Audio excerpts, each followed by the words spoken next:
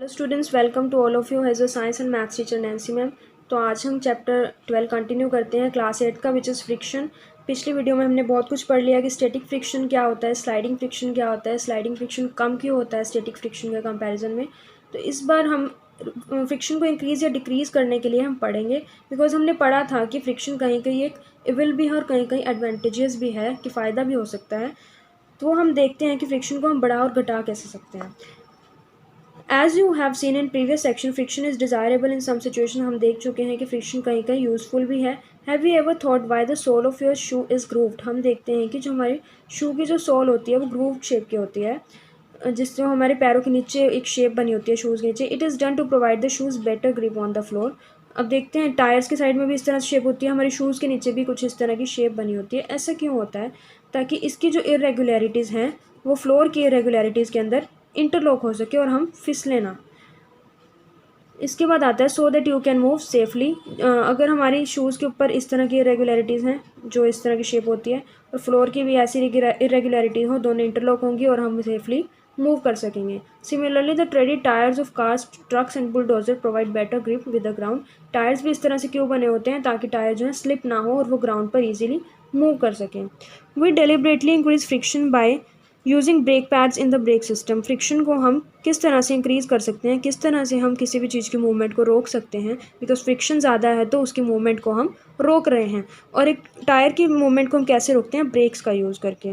When you are riding a bicycle the brake pads do not touch the wheels. हम देखते हैं कि जब एक बाइसिकल राइड करते हैं, चलाते हैं, उसके जो ब्रेक पैड्स होते हैं, कभी हमने साइकिल के टायर पर देखा हो तो दो स्टिक्स होती हैं जो आपस में इस तरह से बड़ी होती है और बीच में एक टायर मूव कर रहा होता है, व्हील मूव कर रहा होता है। जब हम क्या करते हैं, but you when press the brake lever these pads arrest the motion of a rim due to the friction. हम देखते हैं कि अगर बाहर वाला एक रबड़ का टायर बना होता है, उसके अंदर एक स्टील की या लोहे की इस तरह से एक रिम बनी होती है। अब जो ब्रेक होती है वो इस रिम के ऊपर प्रेजेंट होती है, यहाँ से भी और दूसरी साइड से भी उसने पकड़ा होता है और बीच में एक टायर मूव करता है। जैसे ही मैं ब्रेक दबाती हूँ, वो जो रिम है इस तरह से ज्वाइन हो जाती है और उस टायर को पकड़ लेती है, वो टायर मूव करना बंद कर देता है। You might have seen the kabaddi players rub their hands with soil for a better grip of their opponents। Kabaddi player भी खेलने से पहले इस मिट्टी के साथ अपने हाथ रब करते हैं ताकि उनका फ्रिक्शन ज़्यादा हो सके, और फ्रिक्शन ज़्यादा होगा तो वो अपने दूसरे ओपोनेंट के हाथ को इजीली होल्ड कर पाएंगे। In some situations however friction is undesirable. कहीं कहीं जगह पर फ्रिक्शन नुकसान भी करता है, अनचाहे तरीके से आ जाता है। We want to minimise it. अब वहाँ पर हम फ्रिक्शन को कम करना चाहते हैं। Why do sprinkle fine powder on a carrom board. अब जब कैरम बोर्ड खेलते हैं, कैरम बोर्ड का सरफेस इस तरह से रफ होगा। अब जो स्ट्राइकर होता है ऊपर, उसका जो सरफेस होगा ऐसा होगा, वो एक दूसरे में इंटरलॉक हो जाएगा। अब जब ये इंटरलॉकिंग होगी, वो स्ट्राइकर आगे तक मूव नहीं कर पाएगा और हम कैरम बोर्ड ईजिली खेल नहीं पाएंगे। तो हम क्या करते हैं, जो कैरम बोर्ड का सरफेस है उसके ऊपर एक पाउडर स्प्रे कर देते हैं, और पाउडर क्या होगा, इसके अंदर फिल हो जाएगा, तो हमारा सरफेस क्या हो जाता है, बिल्कुल स्मूथ हो जाता है, जिसके ऊपर स्ट्राइकर इजीली मूव कर पाता है। तो फ्रिक्शन जो है ज़रूरी नहीं है हर जगह फ़ायदेमंद हो। यहाँ पर फ्रिक्शन नुकसानदायक था बिकॉज हम इजीली प्ले नहीं कर पा रहे थे, तो यहाँ पर हमें फ्रिक्शन को कम करना पड़ता है। तो हम ये देखते हैं, you might have notice that when a few drops of oil are poured on the hinges of a door the door move smoothly. एक दरवाज़ा है, कभी कभी आवाज़ करने लग जाता है बिकॉज उसका सरफेस जो है बहुत ज़्यादा रफ हो जाता है, तो हम उसके ऊपर ऑयल लगा देते हैं जिसकी वजह से वो इजीली मूव कर पाता है, यानी कि फ्रिक्शन को हम क्या करते हैं, कम कर देते हैं। अब bicycle and motor mechanic uses grease between the moving parts of machines. अब मशीन्स होती है उसके अंदर भी हम कभी कभी ऑयल देते हैं जिसकी वजह से फ्रिक्शन कम हो जाता है। फ्रिक्शन कम हो जाता है यानी कि वो मशीन इजीली मूव करना शुरू कर देती है। In all the work cases we want to reduce friction in order to increase efficiency. When oil, grease or graphite is applied between the moving part of a machine, a thin layer is formed there and moving surface do not directly rub against each other। कि एक मान लो surface है इस तरह से, rough surface, machine के दो parts हैं, सपोज यहाँ पर दूसरा पार्ट है, बीच में हम एक ऑयल की लेयर ला देते हैं जिसकी वजह से वो एक दूसरे के अंदर इंटरलॉक नहीं हो पाते और वो मशीन इजीली मूव करना शुरू कर देती है। Interlocking of irregularities avoided to a great extent, movement become smooth, the substances which is reduce friction are called lubricants. अब जो ऑयल लिया हमने, ग्रीस लिया, पाउडर लिया, जिसकी वजह से हमारा फ्रिक्शन कम हो गया, उनको हम किस कैटेगरी के अंदर रखते हैं, दैट आर लुब्रिकेंट्स। यानी कि जो चीज़ फ्रिक्शन को कम कर रही है, जो चीज़ किसी की मूवमेंट को ईजी कर रही है, उसे हम बोलते हैं lubricants. In some machines, it may not be advisable to use oils as lubricant, and air cushion between the moving parts is used to reduce the friction. Next है हमारा व्हील्स रिड्यूस फ्रिक्शन। फ्रिक्शन को wheels भी reduce करते हैं। कैसे? जब एक suitcase हम लेकर जाते हैं, सूटकेस के नीचे आजकल हम देखते हैं टायर्स या व्हील्स लगे होते हैं, व्हील्स किस लिए होते हैं, ताकि जब हम डायरेक्ट सूटकेस को पुल करते हैं तो वो ईजिली पुल नहीं हो पाता, हमें वो भारी लगता है बिकॉज फ्रिक्शन ज़्यादा हो जाता है। तो इसके लिए हम टायर्स यूज़ करते हैं, व्हील्स यूज़ करते हैं, जिसकी वजह से वो मूवमेंट ईजिली शो करते हैं, यानी कि व्हील्स भी क्या करते हैं, फ्रिक्शन को कम कर देते हैं। अब ये जो फ्रिक्शन है जिसकी वजह से कोई चीज़ रोल करती है एक सरफेस के ऊपर, उसे ही हम बोलते हैं rolling friction. When one body rolls over the surface of another body, एक बॉडी यानी कि व्हील दूसरी बॉडी के ऊपर रोल कर रही है, इस तरह से रोटेट कर रही है, उसे हम बोलते हैं रोलिंग फ्रिक्शन। जैसे एक बुक को मैं इजीली पुश कर रही हूँ, थोड़ा सा फोर्स लगता है, अब एक बुक है, बुक को मैंने धक्का देना है, फोर्स लगेगा, लेकिन उसके नीचे अगर मैं 3 इस तरह से पेन रख दूँ जो सर्कुलर पोजीशन के होंगे, शेप के होंगे, तो क्या होगा, बुक इजीली मूव करना शुरू कर देगी, यानी कि ये जो फ्रिक्शन होगा यहाँ पे कौन सा होगा, रोलिंग फ्रिक्शन। अब देख रहे हैं हम रोलिंग रिड्यूसेस फ्रिक्शन, जैसे कि हमारा लुब्रिकेंट फ्रिक्शन को रिड्यूस करता था, रोलिंग भी क्या करेगी, फ्रिक्शन को रिड्यूस करेगी। फ्रिक्शन रिड्यूस होगा यानी कि बुक इजीली मूव कर पाएगी। It is always easier to roll than to slide a body over one another, कि हमें रोल करना ज़्यादा आसान होता है एक दूसरे के ऊपर स्लाइड करने की बजाय। स्लाइड करना मतलब एक दूसरे के ऊपर मूव करवाना।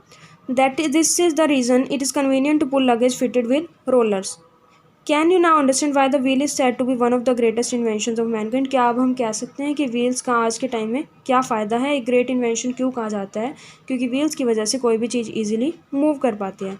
Since the rolling friction is smaller than sliding friction, sliding is replaced in most machines bye rolling by use of ball bearings. अब हम देख रहे थे कि स्लाइडिंग फ्रिक्शन कम था किसके कंपैरिजन में, स्टैटिक फ्रिक्शन के कंपैरिजन में। रोलिंग फ्रिक्शन इस स्लाइडिंग फ्रिक्शन से भी कम होता है, कि रोलिंग फ्रिक्शन क्या करता है, इजीली मूवमेंट शो करता है। तो ये भी क्वेश्चन बनता है, सबसे छोटा रोलिंग फ्रिक्शन, उसके बाद sliding friction and then static friction. Common examples are the use of ball bearings between hubs and axles of ceiling fans and bicycles. ये एग्जाम्पल हम डेली लाइफ में भी देख सकते हैं। नेक्स्ट आता है हमारा फ्लूइड फ्रिक्शन। फ्लूइड जहाँ पर वर्ड आया यानी कि लिक्विड आ गया। अब लिक्विड भी एक तरह का फ्रिक्शन अप्लाई करता है। You know that air is very light and thin. हम देखते हैं कि एयर बहुत ज़्यादा हल्की और थिन होती है।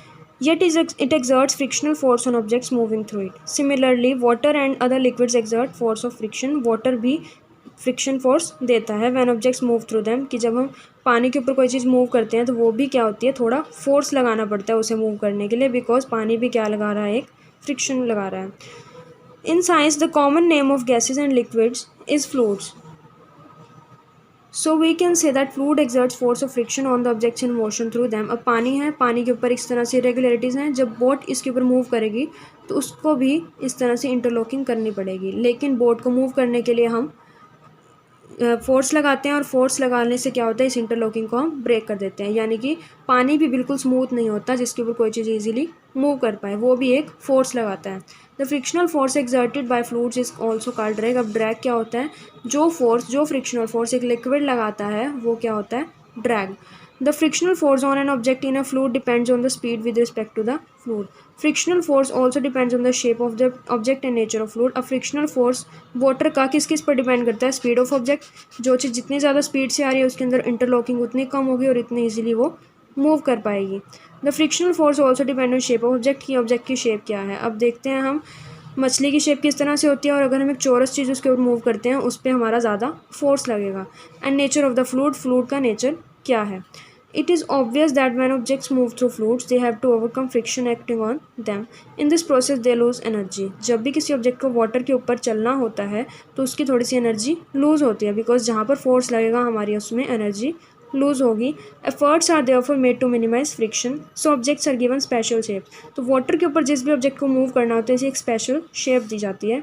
Where do you think scientist get hints for this special shape. अब साइंटिस्ट को इस शेप के हिंट कहाँ से मिले, from nature of course, nature से मिले हैं, बिकॉज फिश एक नेचुरल ऑर्गेनिज्म है और फिश की शेप जो है उससे हमें हिंट मिला कि हम वाटर पर मूव करने के लिए कौन से ऑब्जेक्ट को ले सकते हैं, किस शेप के ऑब्जेक्ट को ले सकते हैं।